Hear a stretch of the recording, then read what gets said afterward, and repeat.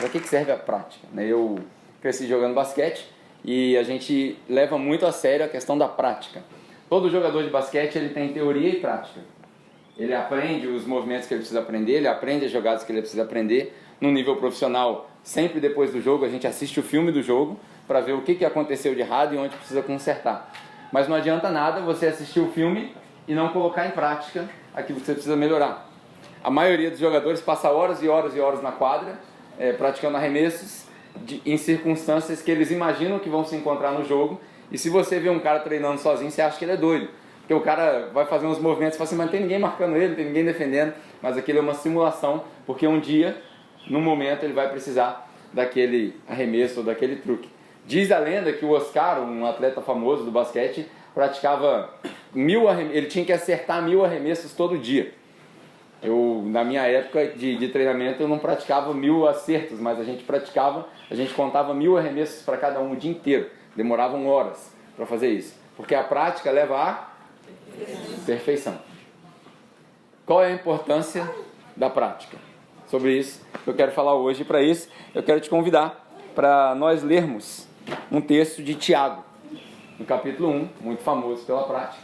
Enquanto você vai abrindo aí, eu quero te convidar a pensar quantos de nós não tínhamos alguma prática e perdeu a prática. A minha esposa, por exemplo, ela toca piano. Diferente de mim, que fui para a área dos atletas, ela foi para a área artística. Ela toca piano.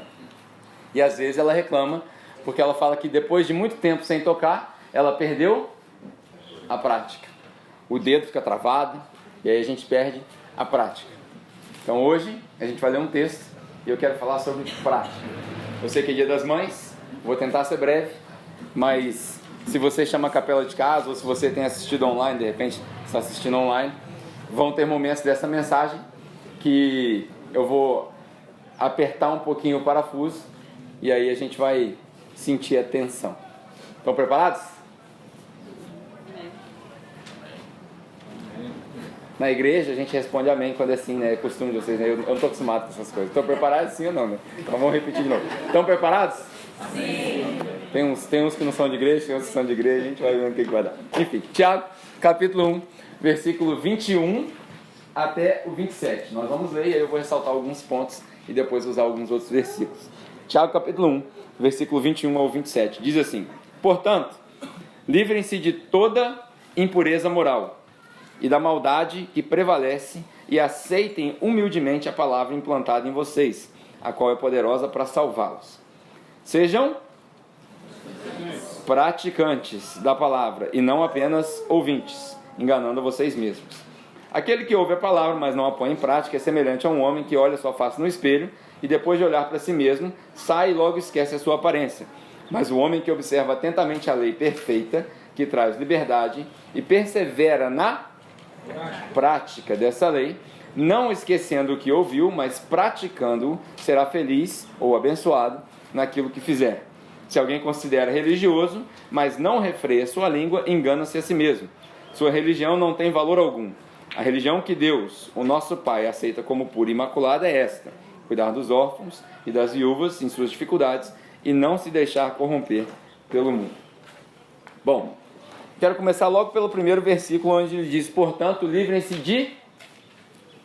O que está escrito aí na sua Bíblia? Livrem-se de... Então, tem uma palavra aí que normalmente a gente pula. Livrem-se de toda. Você sabe que em grego a palavra toda significa toda. Tem aquele negócio do cara colocar o grego na mensagem e tal. Significa toda. Não tem meia impureza. Ele fala: livre-se de toda impureza imoral e da maldade que prevalece. Aqui um ensinamento interessante para nós. A maldade que prevalece, se ela prevalece, é porque ela já estava aí. Você não recebeu essa maldade. Nós não nascemos neutros. A gente não nasce meio bonzinho. Gente boa é ilusão da nossa língua.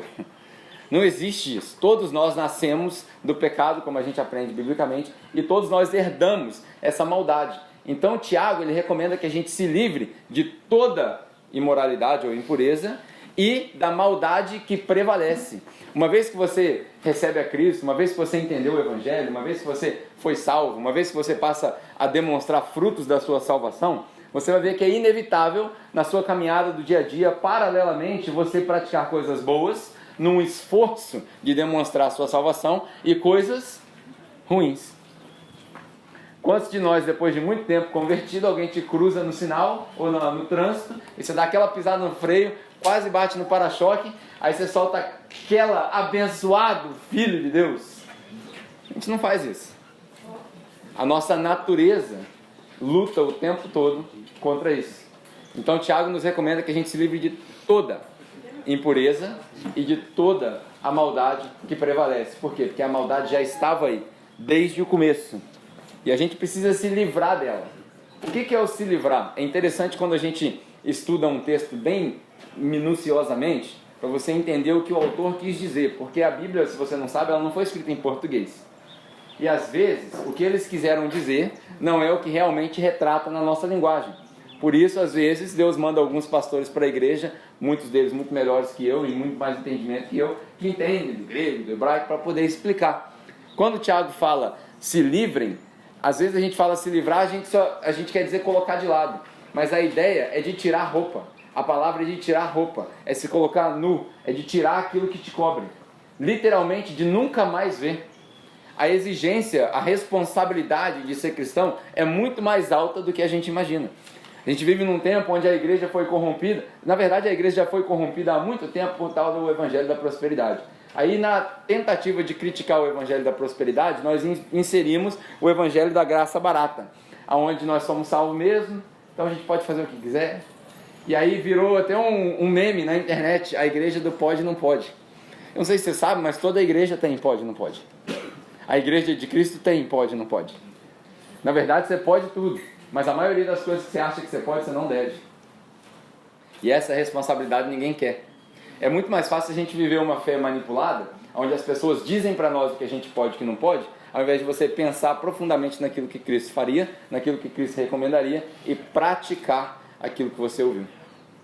Então Tiago, ele já chama a nossa atenção para isso. Livrem-se de toda a impureza e de toda a maldade que prevalece. Ou seja, de hoje em diante, se a gente não teve a oportunidade de fazer isso, vamos fazer agora. Não existe meio cristão. Não existe meio cristão. Antigamente no Brasil, a gente tinha a ideia de você perguntava para a pessoa qual é a sua religião, ela falava, eu sou católico. Não praticante. Entrou dentro da igreja evangélica isso aí, infelizmente. Eu sou crente, não praticante. Eu sou evangélico, não praticante. Eu nunca vi isso, cara. Eu sou evangélico. Qual foi a última vez que você foi na igreja? Tem 2 meses que eu não vou na igreja. Por quê? Porque a gente entrou nessa ideia de que não precisa vir. Parte desculpa minha. Várias vezes eu já falei para você que você não precisa vir aqui. E às vezes a gente comunica alguma coisa e as pessoas não entendem a profundidade por trás daquilo. O autor dos Hebreus recomendou para nós que nós não nos esquecêssemos da tradição dos nossos antepassados de nos reunirmos regularmente. Então é importante que você venha. Por que eu falo que você não precisa vir? Porque se a sua fé depende desse encontro, a sua fé é muito fraca. É isso que eu quero dizer. Mas não é que você precisa vir. É porque se você é cristão de verdade, você vai querer vir. Porque você quer ver seus irmãos. Você quer ouvir a palavra. Você quer comunhar, você quer ter comunhão junto com os irmãos. Você quer participar. Porque a gente não vai ao culto. Nós somos o culto. Paulo fala que nós prestamos um culto racional para Deus todo dia, o tempo todo, com a nossa vida. Então a gente precisa aprender a ser o culto a Deus. E quando a gente se reunir, a gente vem aqui para celebrar o culto que já foi prestado de segunda a sábado. Aqui é uma celebração do culto que já foi prestado na sua vida, que você prestou para Deus. Então não existe meio cristão, não existe cristão nominal. Ou é tudo, ou é nada. Ou é tudo, ou é nada. Ou você se entrega de vez e vive a prática, ou você desiste do evangelho. Porque na ilustração mais famosa que a gente conhece, para quem já é parte de igreja há muito tempo, quando João escreve o livro de Apocalipse, no capítulo 3, se eu não me engano, ele dá um exemplo sobre os mais ou menos, sobre os cristãos nominais. Ele fala, tem gente quente e tem gente fria. O quente ele recebe, o frio ele já rejeita, que ele já sabe, mas o morno é o pior. O morno, o que ele faz com o morno? A analogia, ele cospe fora, ele vomita. Por quê? Porque o morno dá nojo. Pegou a ideia? Essa é a ideia que Deus tem do morno. Se você quiser ser rebelde de uma vez, rebela de uma vezada só, pelo menos a gente já sabe o que acontece. E se você quiser seguir, você segue de uma vez só. O morno dá nojo, dá ânsia de vômito. Nós não queremos ser cristãos mornos. E aí ele continua. aceitem humildemente. Olha como é que o Tiago era um cara, talvez por ser irmão de Jesus, ele tinha uma sabedoria extraordinária. Ele dá logo uma paulada no começo da parada. Sejam praticantes, aceitem humildemente essa palavra. Ele, como pastor da igreja ali em Jerusalém, ele tinha sabedoria para falar, aceitem essa palavra. Como nas igrejas pentecostais a gente diz, né? Receba essa palavra humildemente, porque essa palavra vai te fazer bem. Porque essa palavra é a palavra que está aí no seu texto. Salva.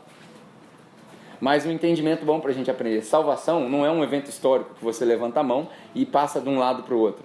Salvação é um processo de purificação, de santificação que acontece a sua vida inteira. E essa palavra aqui que Tiago está dando, ela salva.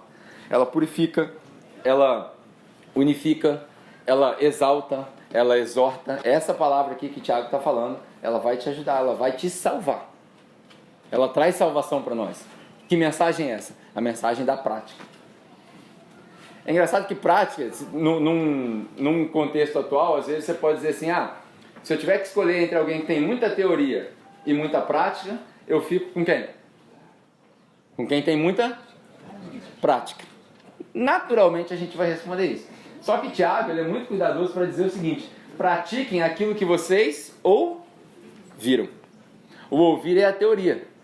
Você só deve praticar aquilo que você ouviu, o evangelho puro. Não adianta só prática, é uma questão interessante. Se você tem só prática e não tem teoria nenhuma, provavelmente vai dar errado. Exemplo, se você precisar passar por uma cirurgia, eu duvido que você vai querer deitar na mesa de uma pessoa que tem só prática, não passou pela escola de medicina.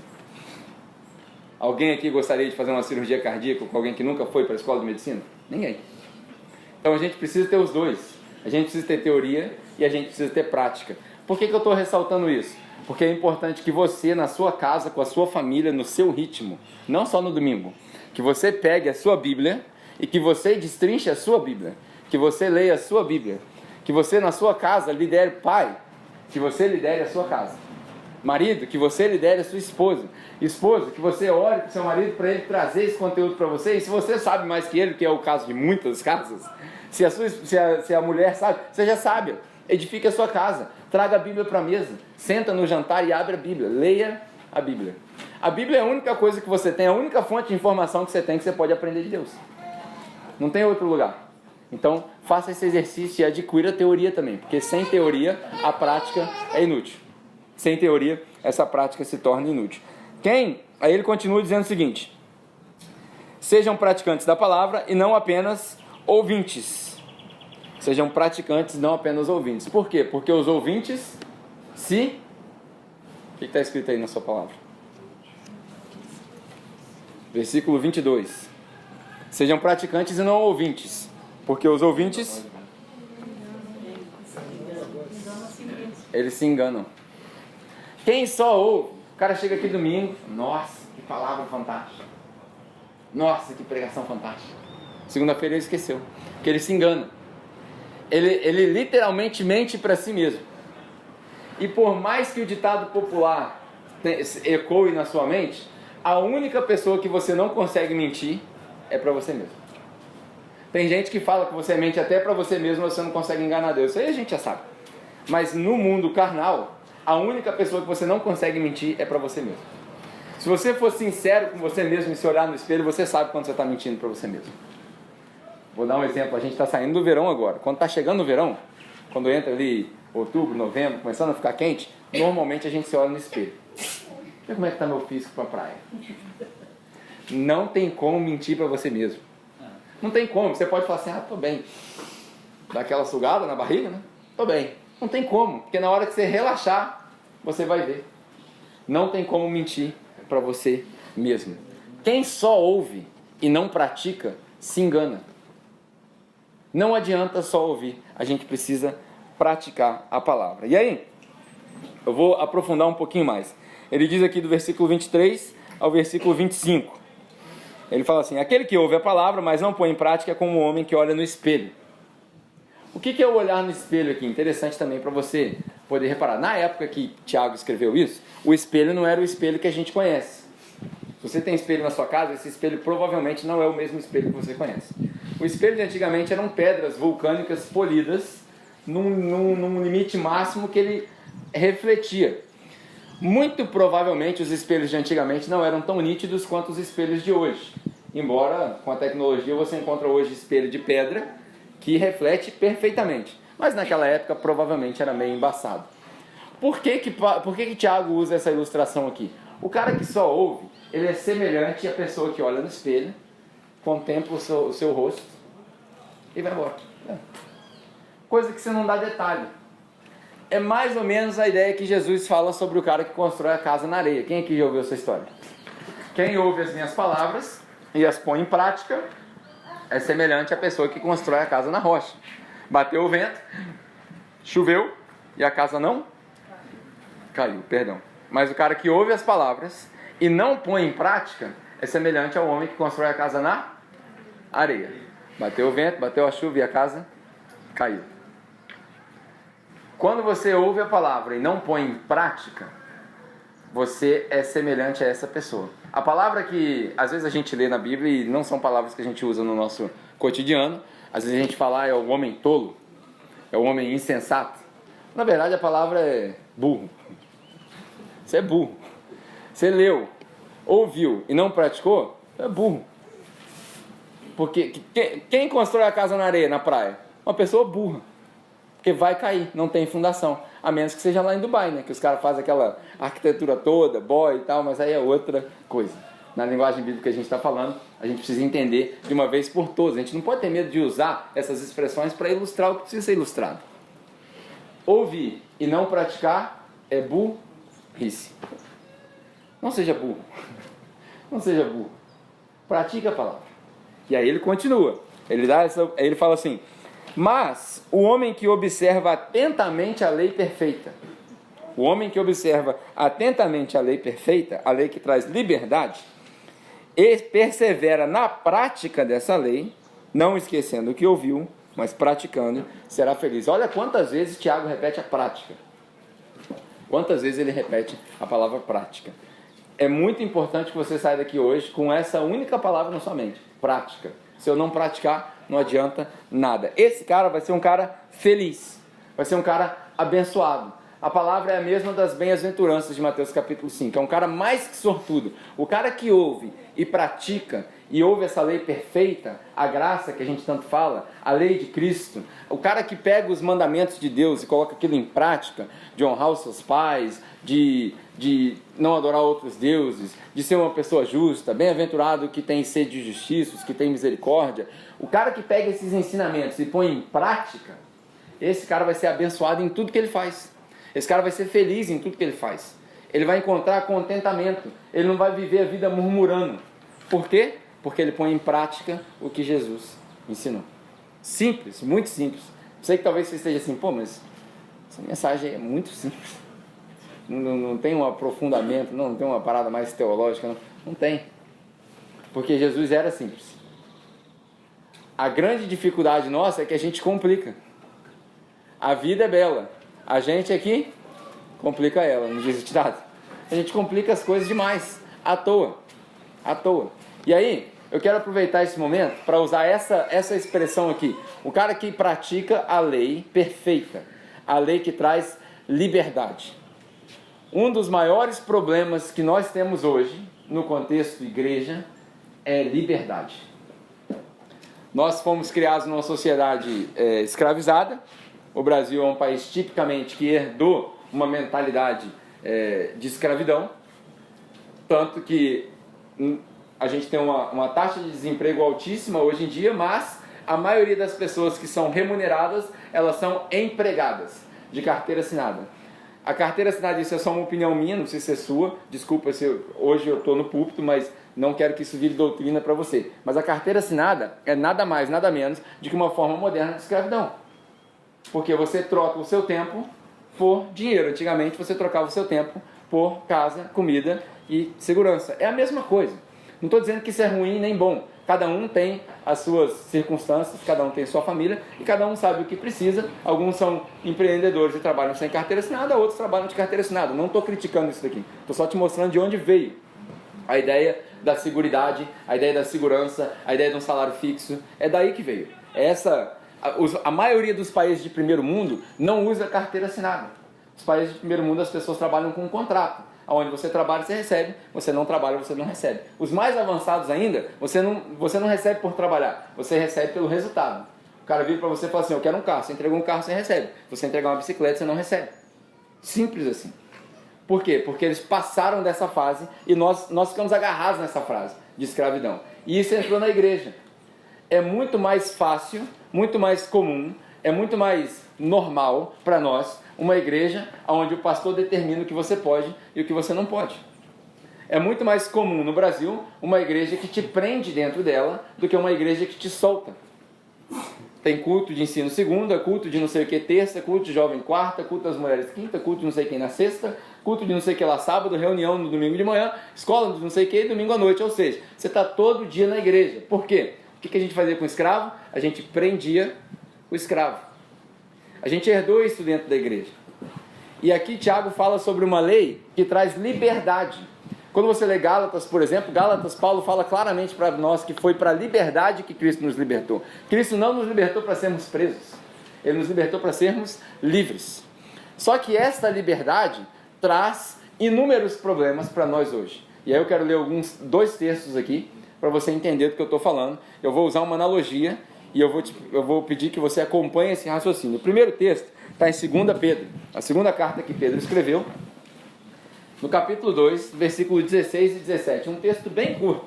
Eu vou ler esse texto e vou te explicar algumas coisas que acontecem no nosso dia a dia. Eu tenho certeza que você ou já passou por isso, ou já viu isso acontecer. Segunda carta de Pedro, bem no finalzinho lá da sua Bíblia. Segunda carta de Pedro, capítulo 2, versículo 16 e 17. Diz o seguinte: vivam como pessoas... Vamos esperar os irmãos achar na Bíblia deles.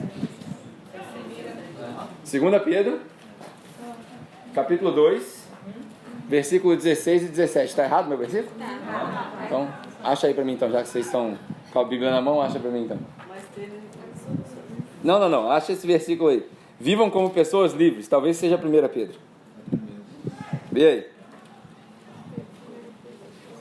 Ao vivo é assim mesmo. Capítulo 2, versículo 12. 1 Pedro, qual versículo?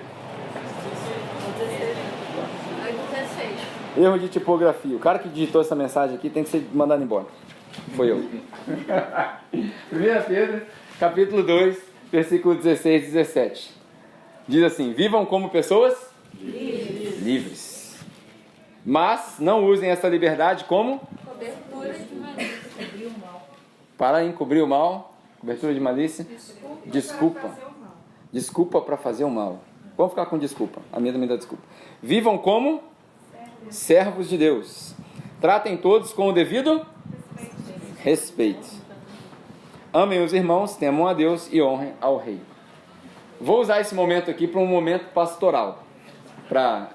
Não é para chamar a atenção, mas para dar uma ajustada em algumas coisas que talvez a liberdade tenha te iludido.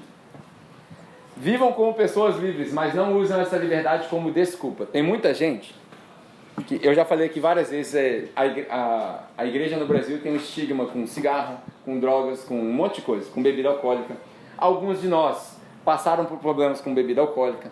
E tem muita gente que entende essa liberdade e aí gosta de sair por... Eu não tenho nada contra você beber, tá, irmão? Nada. Eu, pessoalmente, tenho nada. Você gosta de cerveja? Ótimo, bebe sua cerveja em casa. Se você quiser sair também, o problema é seu. Você gosta de vinho? Ótimo. Você gosta de uísque? Ótimo. Não tem problema nenhum. Meu pai adora uísque, embora ele não seja cristão. Eu compro uísque para ele porque ele gosta. Não vejo problema nenhum. O problema da bebida alcoólica é você se embebedar. É você perder seu autocontrole. Eu, Pedro, não tem problema nenhum com isso. Qual é o problema que a gente enxerga como igreja agora?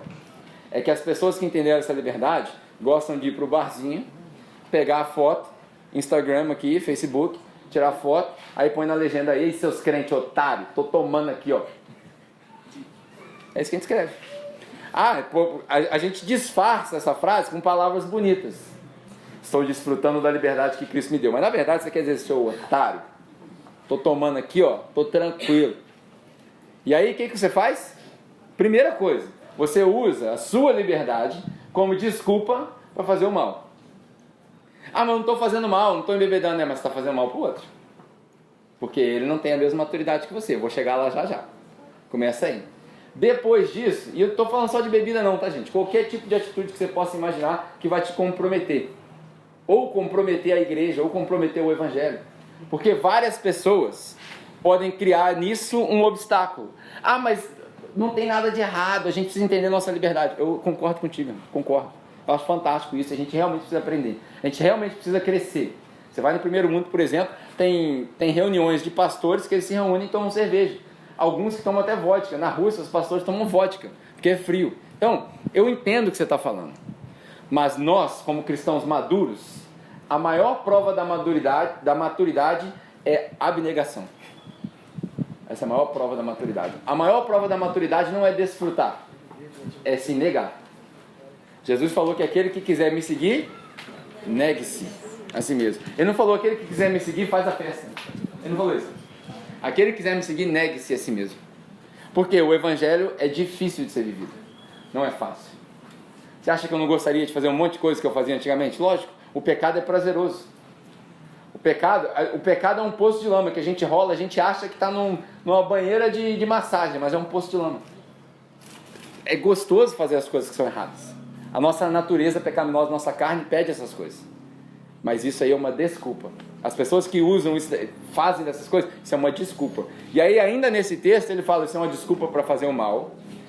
E vocês deveriam viver como servos. O que isso quer dizer? Que a sua liberdade em Cristo não te isenta da sua responsabilidade como servo.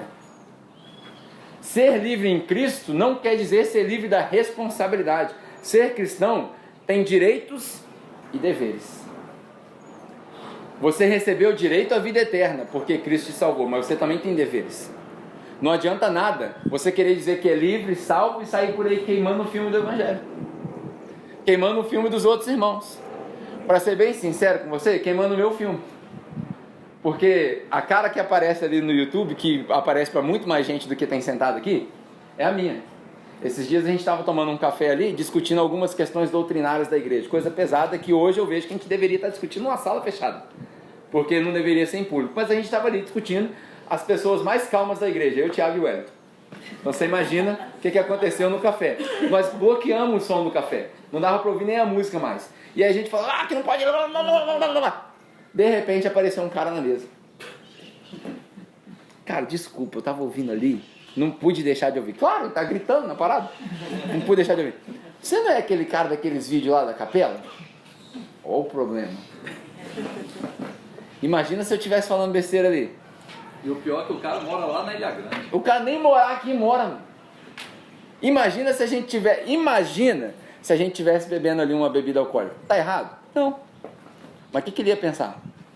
Ele me conhece? Ele vive comigo? Ele sabe os meus costumes? Ele vê como eu trato minha esposa, minha família, minha filha? Ele vê como eu... Não. Ele ia tirar uma conclusão precipitada. Sabe o que ele ia fazer? Ele ia parar de ver.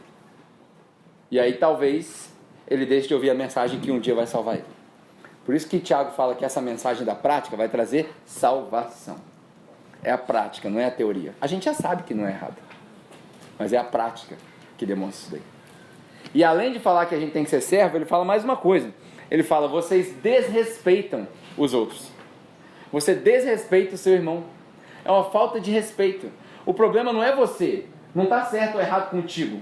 O problema é que o seu irmão, que é mais fraco, se sente desrespeitado. E aí você esfrega na cara dele. Seu otário. É isso que a gente faz. O otário é você. E o outro...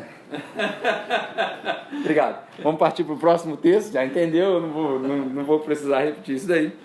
1 Coríntios capítulo 8. Eu vou fechar com esse texto, que as crianças estão chegando para fazer a apresentação delas. Quando eu leio esse texto, só por uma questão de prática, só por uma questão da gente entender o que precisa entender, vamos substituir o comer por beber, tá? Porque na época de Paulo, aos Coríntios ali, o problema era comer a comida dedicada aos ídolos. Aqui, a nossa comida dedicada aos ídolos vai ser a bebida dedicada aos ídolos do alcoolismo, beleza? Então eu vou substituir aqui, não é nenhuma heresia. 1 Coríntios capítulo 8, versículo 7 ao 13. Diz assim, contudo, nem todos têm esse conhecimento. Nem todo mundo tem o conhecimento que você tem. Alguns ainda habituados com os ídolos, bebem dessa bebida como se fosse um sacrifício idólatra. Como a consciência deles é fraca, fica contaminada. A bebida, porém, não nos torna aceitáveis diante de Deus. Nós não seremos piores se não bebermos. Também não seremos melhores se não bebermos. Contudo, tenham cuidado para que o exercício da liberdade de vocês que são fortes, coloquei o forte por minha conta aí, para vocês que o exercício da liberdade de vocês que são fortes não se torne o quê? Uma pedra de tropeço para os que são fracos.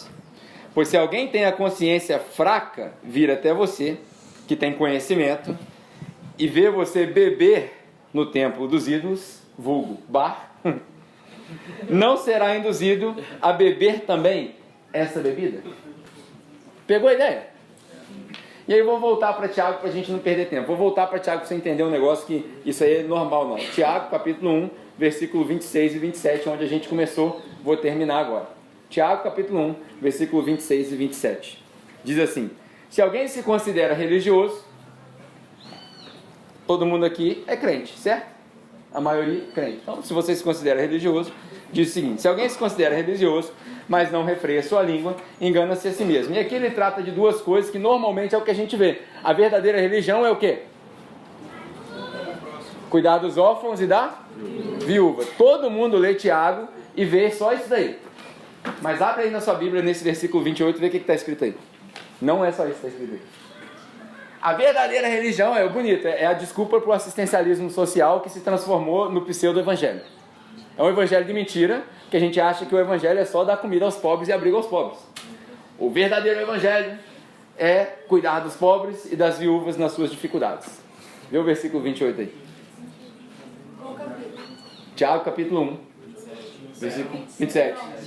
Não tem 28? Não. Misericórdia. Esse pastor dessa igreja, eu te contar, viu? 27. Eu escrevi o 28 agora, eu vou fazer uma heresia. Corta esse negócio do vídeo. Versículo 27, o que fala aí? A verdadeira religião.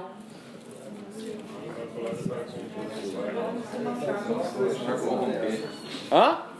Não se deixar? A verdadeira religião é cuidar sim dos pobres, das viúvas e não se deixar corromper. Você quer sair por aí e falar assim, ó, eu sou crente, não sou morno. Não se deixe corromper. A prática da verdadeira religião é não se deixar corromper. Como diz um amigo meu que canta rap, é a graça da garça. É a arte de viver na lama sem se sujar. Essa é a pegada. A prática do evangelho não é só assistencialismo. A prática do evangelho é não se deixar corromper. Como o Tiago bem disse aqui, quando você disse para os outros aí, otário, o otário é você. Nessa nota tão positiva, encerro a mensagem de hoje para que vocês vão para casa e levem a prática do evangelho. A prática do evangelho. Nós vamos passar para a transição que as crianças vão fazer a apresentação delas e depois a gente ora. Mas leva para casa essa ideia. Vamos praticar a palavra. Amém, igreja? Amém. Vamos praticar a palavra. Amém, igreja? Amém. Muito bom. Bom, as crianças...